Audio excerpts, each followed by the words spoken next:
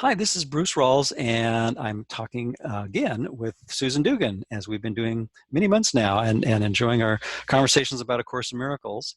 And today we thought we'd talk about Workbook Lesson 166, I am trusted with the gifts of God. And we were just talking before we started the recording about life's challenges and how it really is a, uh, a task that seems incredibly difficult sometimes to maintain that trust, but it's really our only way out of the crazy dream we made, isn't it? I mean, Right. Yeah. Well, I mean, I'm entrusted with the gifts of God. This workbook lesson begins, all things are given you. mm-hmm. So um, the Course speaks on two levels to us. And that statement is what Ken Wapnick called a level one statement. That's the truth in heaven. Right. It's not the truth in the dream. The dream that we're dreaming apart from God seems quite the opposite to that. Seems as if we have to fight for all things, and we still, there's never enough. We have this endless needy self, personal self, that is in competition with all these other selves, and can never catch a break, right? Mm-hmm. So when those statements like that, and a lot of what he's saying here about our true self, which is true and is the only truth that there is, that takes quite a leap of faith for us in the condition we think we're in, when we're identified with the personal self. And when we're looking at the dream, the personal dream and the world's dream, and seeing, seeing anything but constant gifts. Right. I don't think most of us look at it that way. I mean, we can try to, certainly there's the positive thinking efforts that people do, and the new age efforts that people do to, sort of affirm and practice gratitude and all those things. But if we're really honest with ourselves, we all have a lot of challenges in our lives. And, Ken used to quote Philo saying, everybody here is fighting a hard battle. And we are, from our perspective, that does seem to be our reality. So, so while we're asked to connect with our, what this lesson, like many others in the Course, talks about, is that there's a part of our mind that does remain peaceful no matter what seems to be happening in the dream, and doesn't feel threatened by the constant deprivation of the body. But, we're really afraid to stay there very, very long, or really even to go there to that perspective, because for us, we've got it all mixed up. We've forgotten what we really are. And we feel that that's that is a loss to go to that part of our mind, that we're in danger of losing our personal self, which is so rooted in the suffering of our lives. Which ironically is true, but as he points out in his course, we're actually not losing anything, but we need to be convinced of that Right. slowly but surely. Right. And he starts out by saying, we really have everything, and it's not every material thing, because that's physically impossible. Right. But the thing that, since the Course is always and only about the mind, the everything that we have is the infinite inclusion of all being, and the innocence of all being. Right. But that, like you say, that's not our experience, at least not typically for most people. So it takes a lot of practice to cultivate, or maybe to weed, maybe a better word, out the egoic interferences and resistances that we put up as a way to fight against the strangely, bizarrely, that awareness that would really bring us to a level of consistent peace, which really is inevitable, as the Course points out. But we often don't see it that way. We think that, there's going to be some kind of horrible outcome, because we're so identified with the form. We think that, there's, I remember first reading the Course, and I got little glimmers of the idea that anticipation of outcomes, and the word inevitable in particular was a word that I had always thought was sort of like laden with a fearful connotation. Right. Yeah. But the Course's use of the word inevitable is actually an infinitely joyous one, But again, because we don't think of ourselves as spirit and we think of ourselves as body, or bodies, plural, we have this constant battle that you were Right. alluding to in Philo's quote there. And so we just need to look at that with extreme patience and gentleness and trust. And I think that's why this lesson fits really nicely with, yet one more way of coming at that awareness to see that we really are entrusted with the gifts of God. We are given everything we need, but as long as we go la la la la la when we hear those words, metaphorically, you know, we need to, gently move our own hands away from our ears and hear the message that's being given, and open our eyes gradually and slowly and patiently, and see that, Well, yeah. Anyway. yeah, well, and the process is really forgiveness, is the looking Exactly.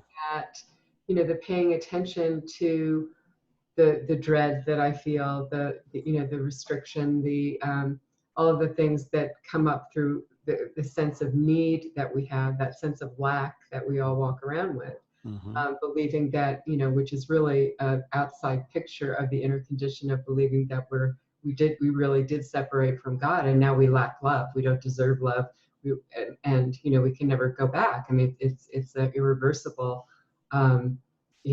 decision that we made to separate from God, and it had real effects, and and all of that is what resulted in us fleeing the mind and projecting out this whole dream. Well, and then falling asleep and and living within a projected dream in which we're constantly, we really do exist apart from God, but it's not our fault. And so the evidence of the punishment we have coming is we experience it all the time. And our only true hope ultimately within the dream from the ego's perspective is to portray ourselves as the less guilty one. There's no one really innocent here, but to try to, we're in competition for portraying ourselves as the less guilty one, because even though we're still going to suffer, we we can at least face our inevitable mortality, our death, and perhaps God will take mercy on us, in some way say, okay, well, you're not as bad as your brother. So, I mean, the ego's thought system is The really consolation prize, right? That, yeah. I mean, yeah, this isn't the other guy gets it first, right? right. It's one or the other, always in the ego thought system. So, so we're always in secret competition for that. And we find that when we first come to the course so hard to believe. But as we practice forgiveness, which really is that that paying attention to what we're doing, to what we're thinking, to where we're casting blame, to the fact that we're casting blame all the time, that we're always trying to send responsibility for how we're feeling, because it seems as though it's caused by something or someone external, and we don't even question that reality, when in fact we've already made a decision. All it means is that we've identified with that guilt over separation from God in our mind, and we couldn't take it again, and so we look to the dream for the reason, but completely forgetting that there was a split-second decision there. But the world is a generator of assaults. It was set up that way, and so if that's not going to change, that's what the world was made to do. That's why we came here, to experience that kind of suffering and deprivation. So our real hope is to go back, is to claim responsibility, but take responsibility back to the decision-making mind, by questioning, by taking that first step of forgiveness, which is lesson 5. I'm not upset for the reason I think, and because nothing outside me, which is the second step of forgiveness, is lesson 34. I could see peace instead of this. The truth is, nothing outside me has the power to take my peace away unless I want it to. And that doesn't mean that the ego attack that someone is having, the meltdown or the screaming or the email or whatever form it's presenting in, that's not my responsibility, but my reaction to it is completely my responsibility. And which inner teacher I perceive that with, look at that with, will determine whether I can be at peace and have comfort and safety and a sense of that inevitability of awakening from this dream, of the love that we all deserve, or a sense of the, you know, the madness and the the condemnation that we all deserve. You know, but they deserve it more. I mean, that's the best we can do otherwise, you know. So yeah, I mean, I think this lesson is very, very hopeful, but it's certainly not easy. It talks about the two wills that we, you know, we think we made a different will from God, and God's will for us is perfect happiness. Well, not the God that we made up in the dream. You know, the Bible's God favors some and you know, smites others, right? So On a good day. that same God, and it can't be the body that this is talking to either if it's telling me that I have everything. Mm-hmm. All has been given me, because that's not my experience. That's not the truth in the dream. Right. So he's talking about a different self, you know, and that's what we're trying to learn, and to, as you said, have these gradual experiences of the peace that we feel, the release and relief that we feel when we're identified with that self, you know, the reflection of that self that Jesus, Holy Spirit, represents in our mind, rather than the ego. And that, you know, we really are at peace, but we're not in the dream. We're outside the dream in that moment.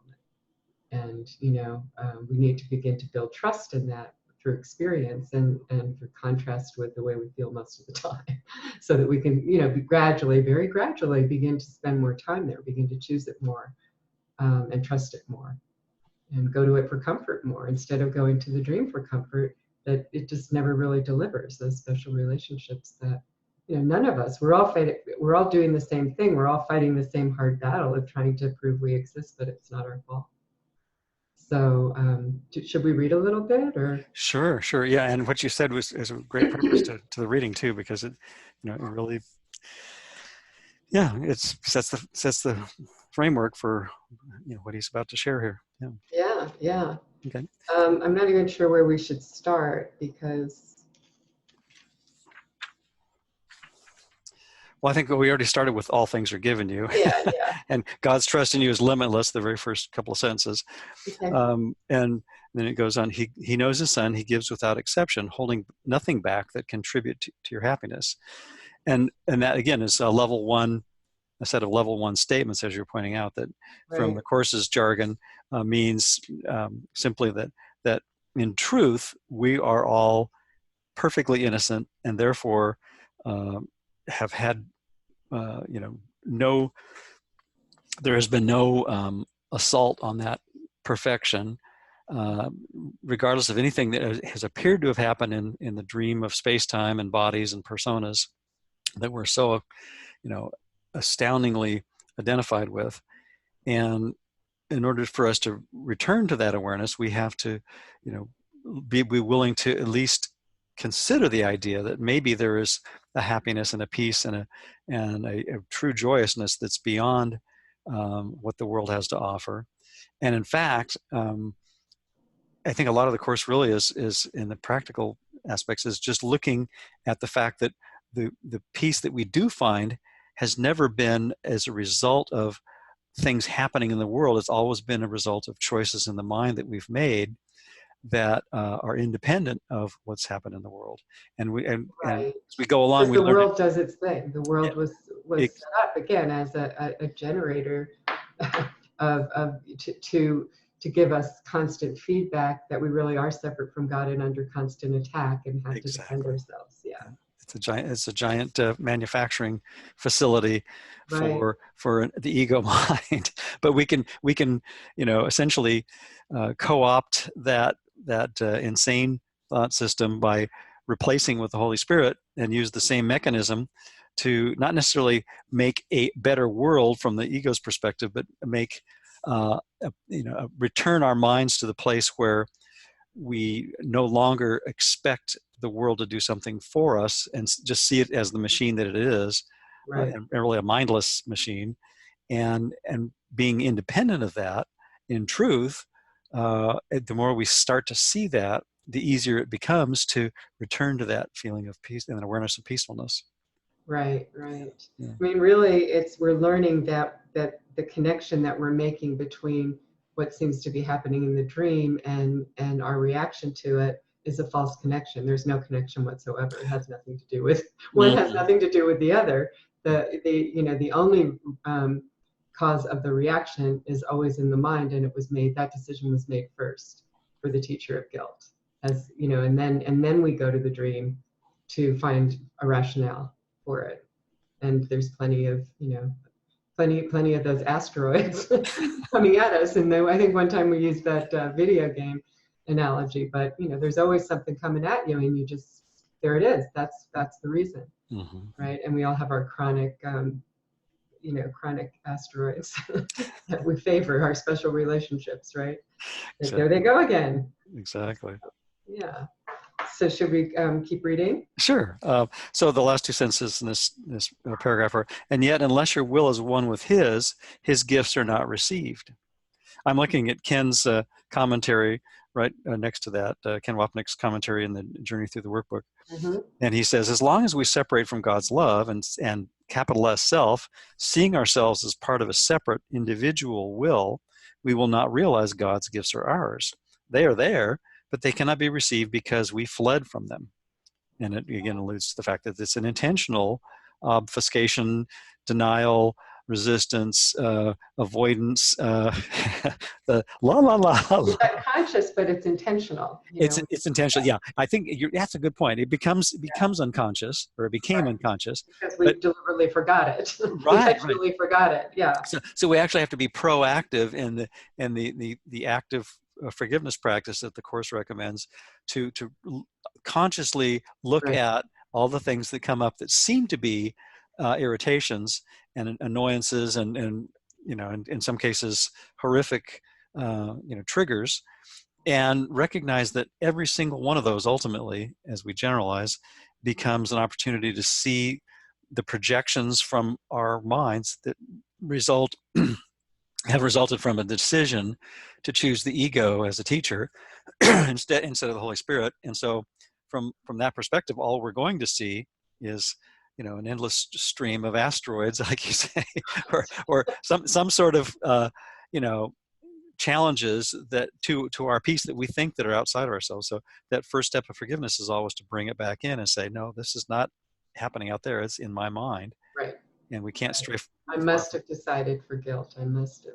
Exactly. At least make some association with that. Even though, and I mean, really at the moment, even those of us who have practiced this for a long time, you don't necessarily believe it at the moment. I mean, this is a training that, that the bringing it back leads you to an experience that in which you will accept it and experience the release and relief of it. But it may not be, maybe somewhere else in your practice that comes. Right. Because, we are resistant to this. And again, our experience is screaming, as bodies is screaming otherwise. So we don't want to deny that. But if we can just take that first step of questioning that, I must be wrong again. That's really, Jesus tells us that's really enough.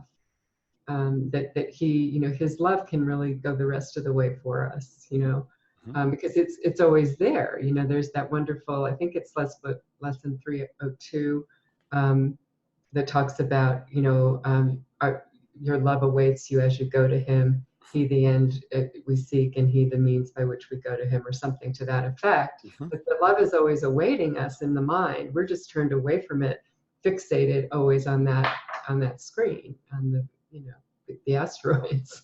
Right. trying to have one knock us out, right? Looking at the screen inside of the projector and realizing, wait a minute, this is a choice of movies.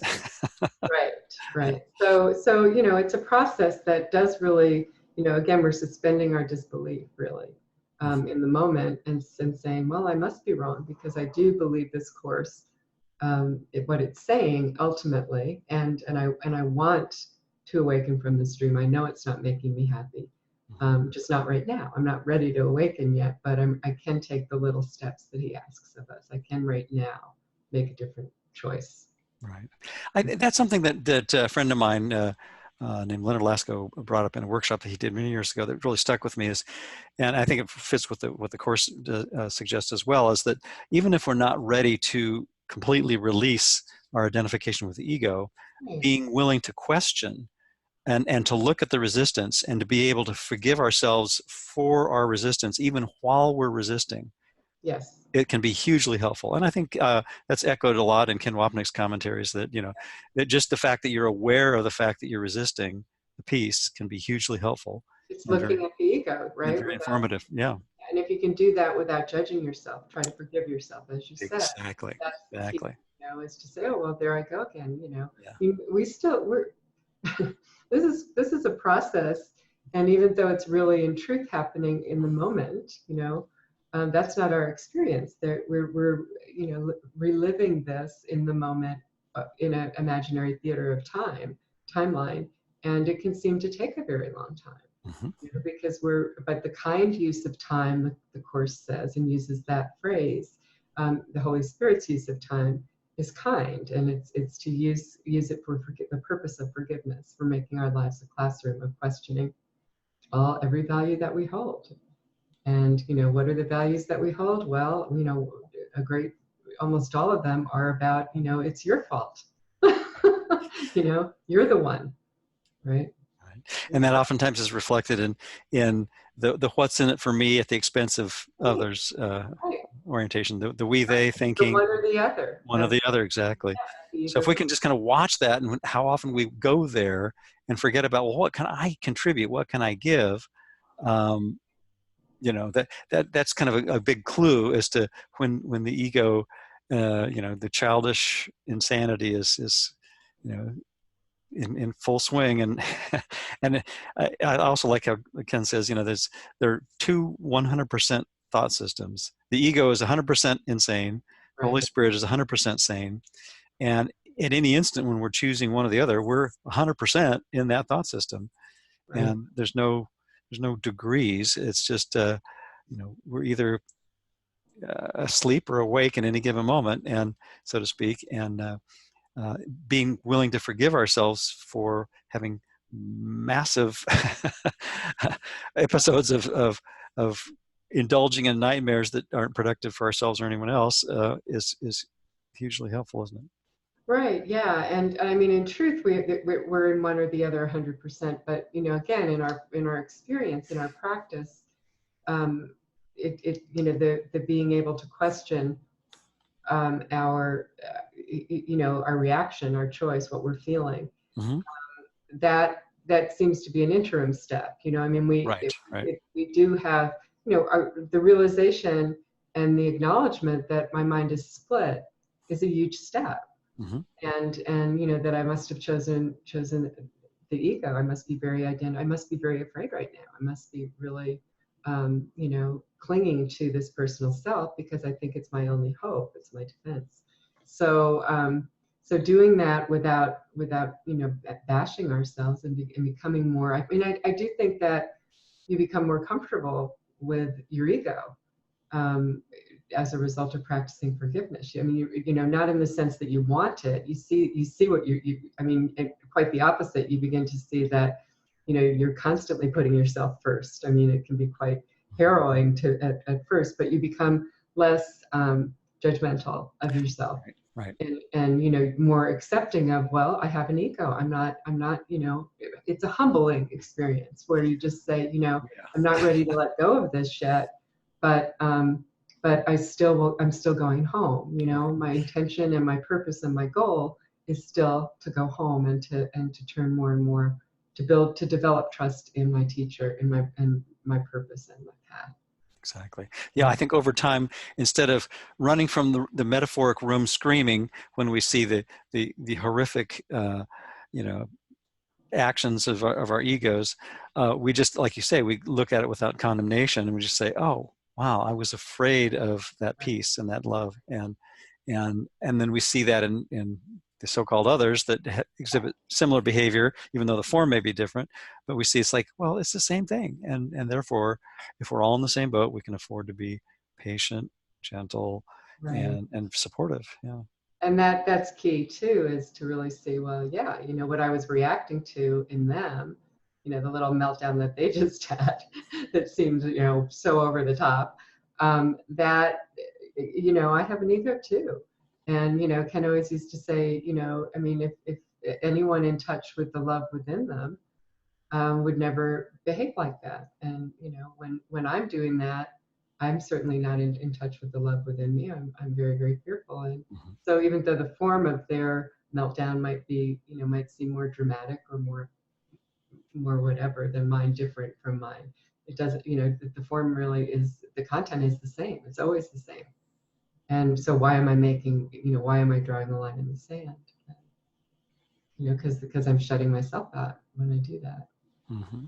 So, I can't have that piece of the part of my mind of Jesus and that comfort and safety and the gifts of God if I'm excluding the other, whoever the other is at the moment that seems to be the problem, right?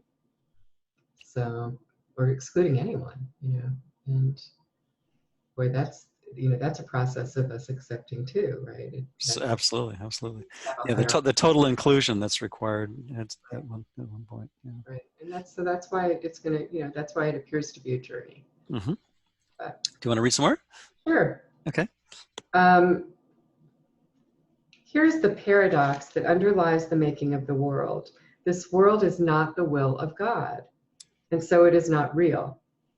Yet those who think it real, so those of us who experience it, right, as real, which we were just talking about, Mm-hmm.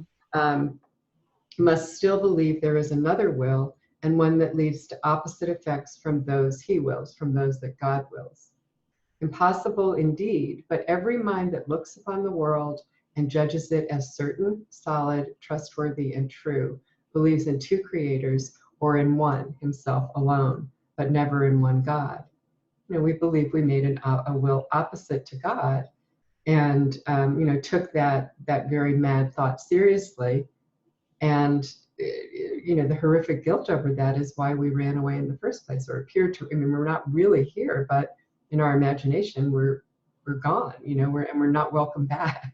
And part of that dream is that we believe we burned the bridge back Right. to that peace. Right. And in fact, we don't even think there is anything beyond the bridge. In fact, we don't even want to acknowledge the fact there's a bridge most of Right. the time. Right. And we wouldn't want there to be a bridge because God knows about this, and he'd be the first Right. one over the bridge. Exactly. Exactly. The God that we made up from the ego's perspective did come over the bridge before we could blow it up, and then he offered us an apple, we ate it, and he kicked us out. So, Yeah, the schizophrenic God is still yeah, lurking somewhere in the back of our mind, and right, until we recognize, wait, that's part of the ego's myth too. Wait a minute, I don't have to be afraid of that. right. Well, I mean, and the course tells us, God's will for us is perfect happiness, and again, we think of the world's God, the God of the Bible, and the dualistic gods Right. that we've in most religions that we've made up, um, and so that God is not trustworthy either. It's just a God that's more powerful than us. So we have it again because we're so needy. We have to kind of kiss up to that God all the time to try to redeem ourselves, right? Truly. And one of the biggest ways we do it is by throwing each other under the bus to say, look at them, look at the sin in them. They're worse than I am. Yeah, I'm not so great, but you know. And that throwing someone else under the bus is actually really just a reflection of the original authority problem of thinking that we threw God under the bus. Yep. And therefore, in ego's insane thought system, we think that God's the guilty party, and yet secretly we know that we are, as ego's knowing. But we blame God for all kinds of things. I was when you said that a moment ago, I was reflecting on I was watching a movie, and I don't even recall which one exactly where it was, but there, the quote was, well, God, must have wanted this to be this way in the world, and I'm paraphrasing greatly, but it's interesting to kind of catch in our culture how many references are made to as God's will or Oh, whatever, and it's all basically a part of the propaganda to make ego's God, the schizophrenic one, that's right. out for vengeance, on a day when he doesn't happen to be, loving and kind, uh, and why wouldn't anybody be anxious and schizophrenically Oh, yeah, fearful stressful. about that kind of a God, Right, and it's all, it's based on that idea of we really sinned against God and we really are guilty and we deserve punishment. Mm-hmm, We need mm-hmm. to be constantly in fear, and we created gods that reinforce that myth. Right. You And know, so our forgiveness process is really, a continuous erosion of that ego propaganda, and recognizing that, if I can look at that and see that, and here's one situation where, you know, the, the ego's God didn't destroy the peace that was there behind the dream, right, and start to, see, well, I could do that more and more, and then we, begin to apply that to other things that are more challenging, and then we see, I could see peace instead of this. I can right. extrapolate here. Yeah. Right, we have more and more experiences. We practice first on the small things, the seeming small things in our own hierarchy of illusions in our lives, and and then we make it such a habit that that when the bigger things come, we kind of realize we have this practice and we can apply it here, and more we see that it really does work in every circumstance. Hmm. The truth is that nothing outside us can take our peace away, and some things still do seem more challenging to us than others as bodies, for sure, but we can still have peace. And I've had some extraordinary times, I must say, of where my body was really really threatened, or someone I loved was really really in a compromising position, and been able to experience peace that I never would have thought possible, because it's just there. And Hmm. when we really are willing to look at our first reactions to it, and really bring that darkness to look at with Jesus, out of the dream, outside the dream, above the battleground. There's a comfort there that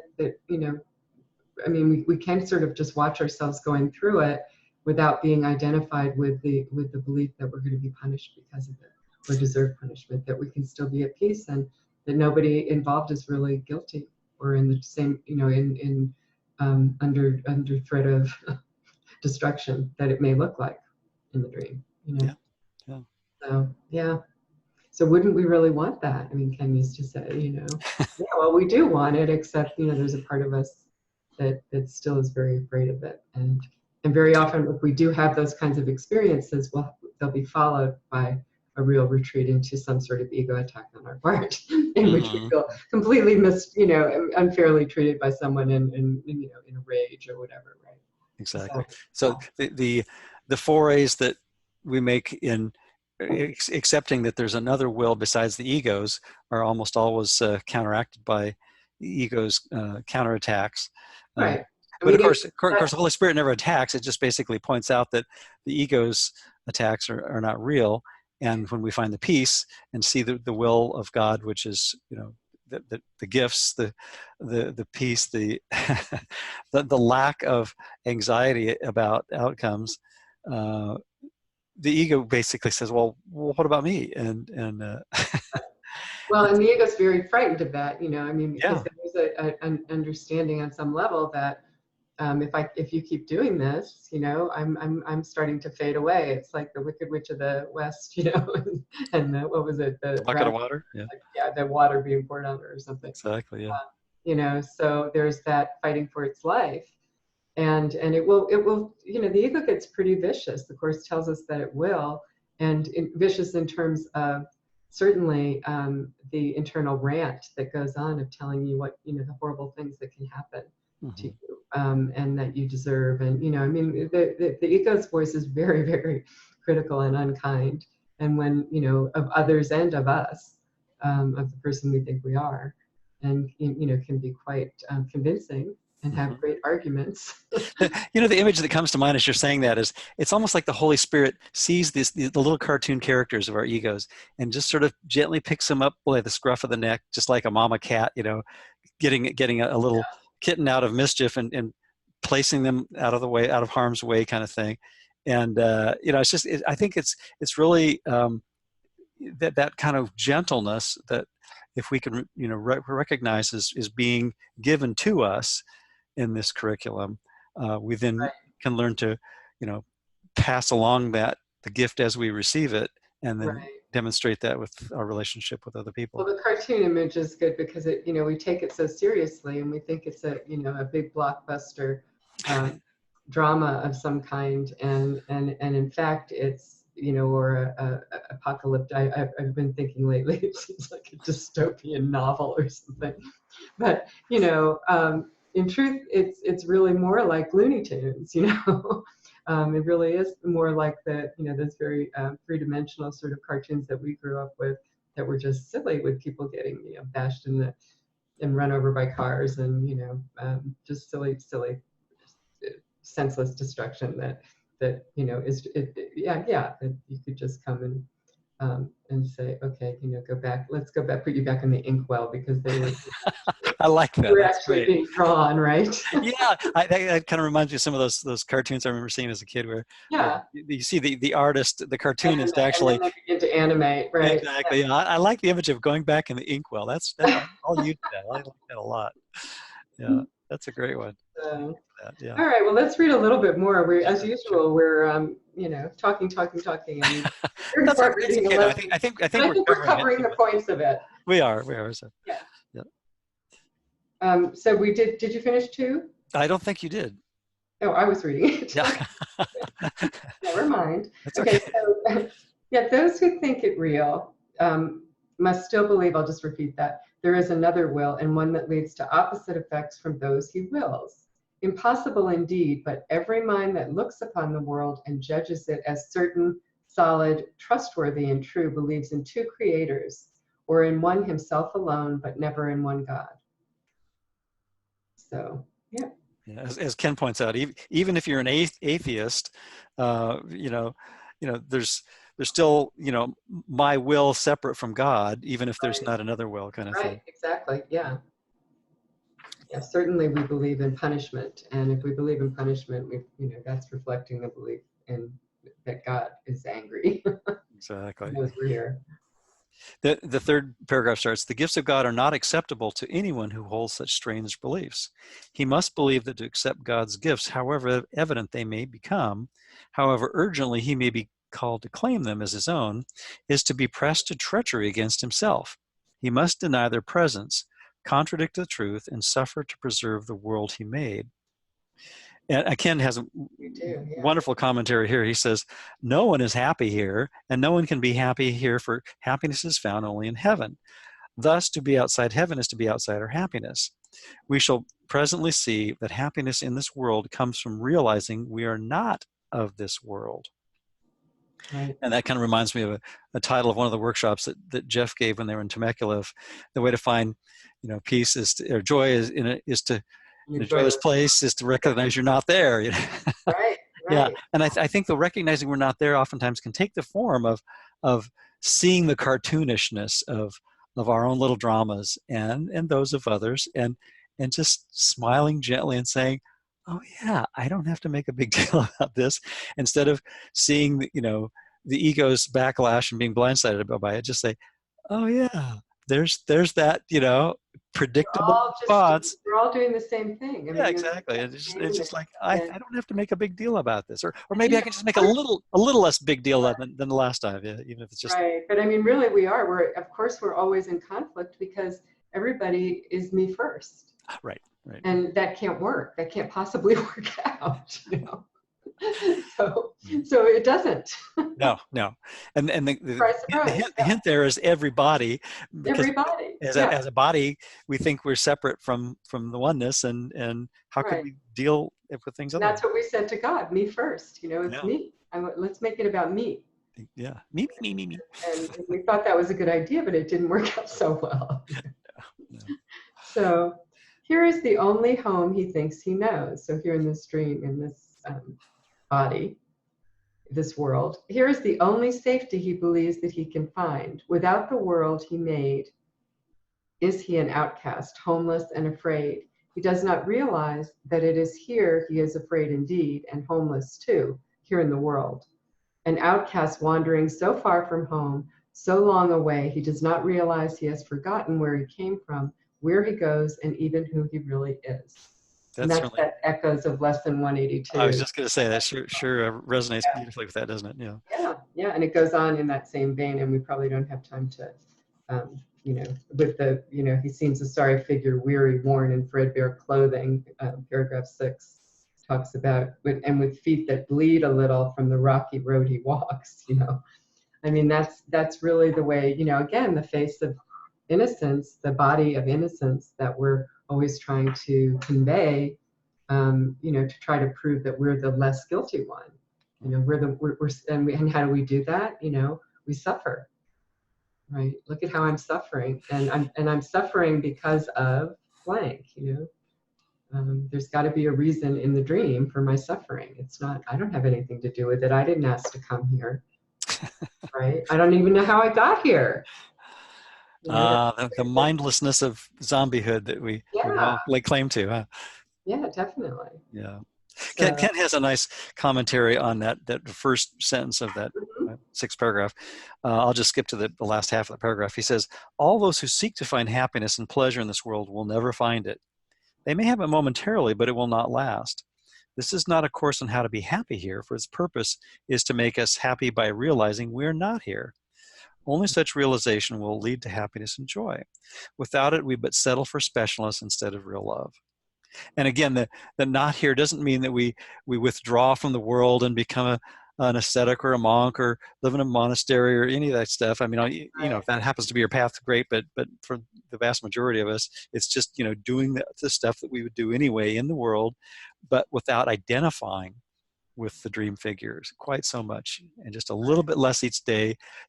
Like you say, take the cartoon character and put some of the ink back in the well.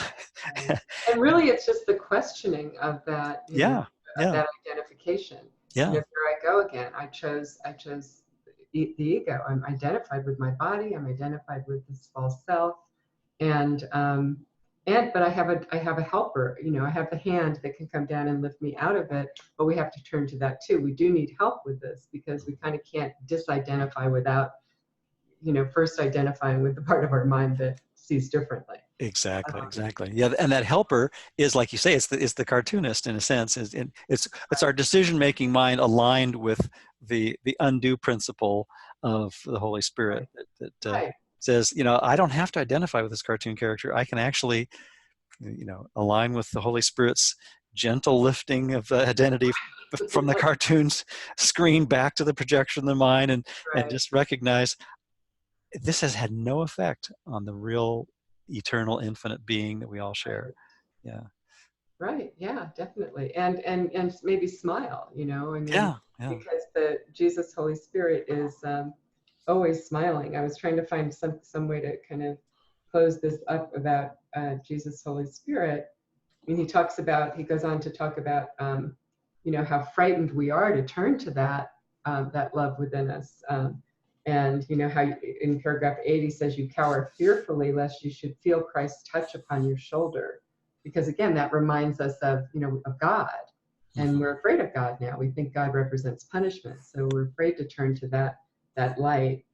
So we cower fearfully, and lest he should touch our shoulder and perceive his gentle hand directing you to look upon your gifts. How could you then proclaim your poverty in exile? He would make you laugh at this perception of yourself. Where is self-pity then? And what becomes of all the tragedy you sought to make for him, whom God intended only joy, right? And, I mean, in truth, that Christ's touch is really the answer that we're seeking. Again, he the end you seek, and he the means by which you go to him. But we're afraid. We think it's we think the ego is our friend. We keep going back to the ego to help us with what he's causing. Yeah, get away from that eraser, and on my cartoon figure story, I have important stuff in the world that I have to identify with here, and or I can fix this. I can make it better. There's something I can do, or there's something I can get rid of something they did, or can make them change, or whatever the story we're telling ourselves, right? Yeah, unless we kind of get distracted in the level of confusion. It doesn't mean we do anything necessarily differently. It just means we do with a different teacher, and we see that we could do all the things we'd do otherwise, but with a peaceful outlook on things, by recognizing that what happens or doesn't happen has had no effect on our perfection, that has remained intact and That safe. we share. Yeah. That we all share. I mean, we're all the same in that. We're all equally deserving of the love that God has never stopped giving us. You know, that oneness joined as one is ongoing despite our dream of exile. So, you know, but this is a gradual process of awakening to that. We're not anywhere near probably the end of this, as long as we're really experiencing ourselves so rooted in the dream. But in any moment, we have we have that choice of, Ken used to say all the time, do I want to root myself more deeply in the dream, or do I want to take another step toward awakening? And we can make that decision right now.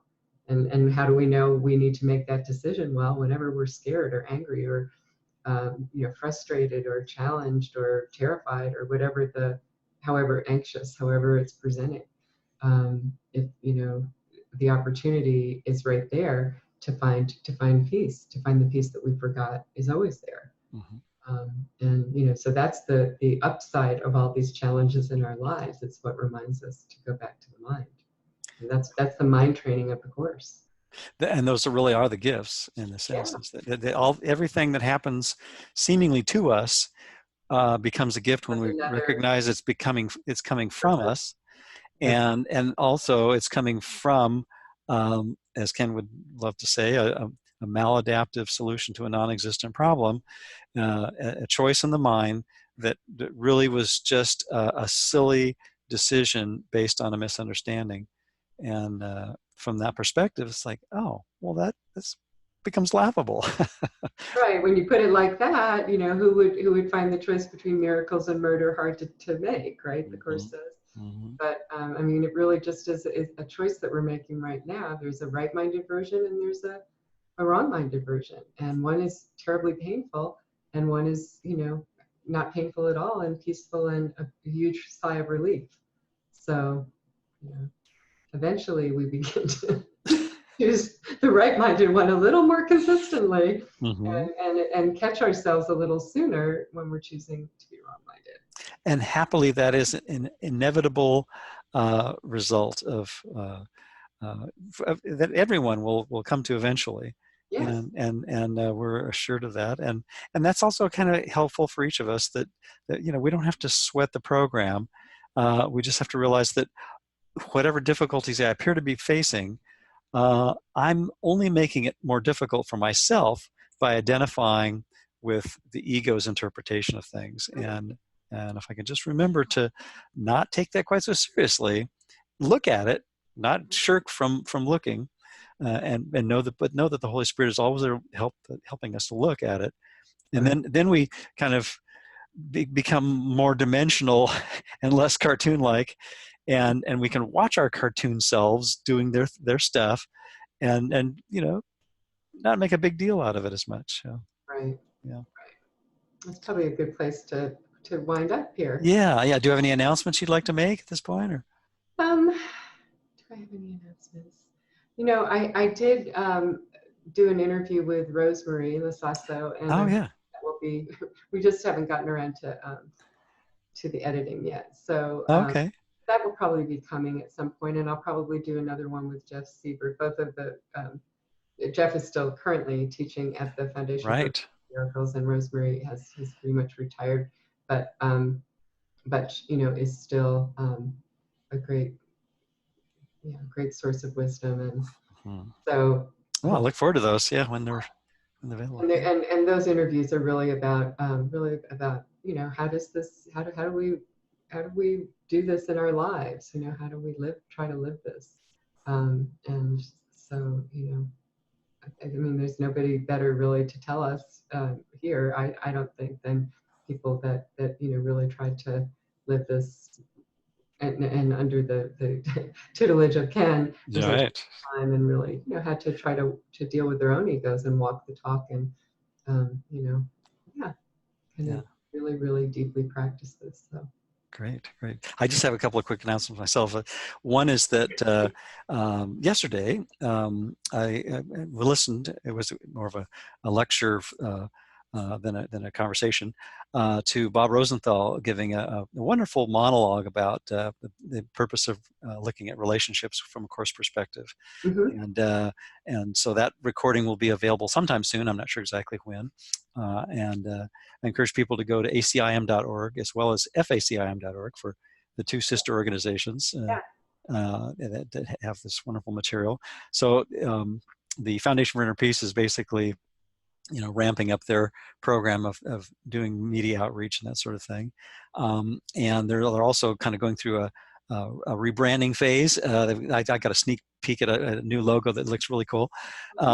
And during this time, my involvement has dropped off to just kind of background maintenance sort of things. So I'm actively looking for, in particular, course students and teachers that need web work. So I'll just put that out there, put my shingle out there. Well, I'll add mine then. That I also do freelance writing and marketing work, and it's a lot of the work that I was doing before was magazine and journalism, things like that, and a lot of those publications have folded. So I'm actively looking for, if anybody needs writing help out there. Great. And they can contact you through. A shameless plug, but I'm going to. Hey, why not? I also do mentoring with the course. So yes. That information is on my website, and so is our contact information for both. Excellent. Very good.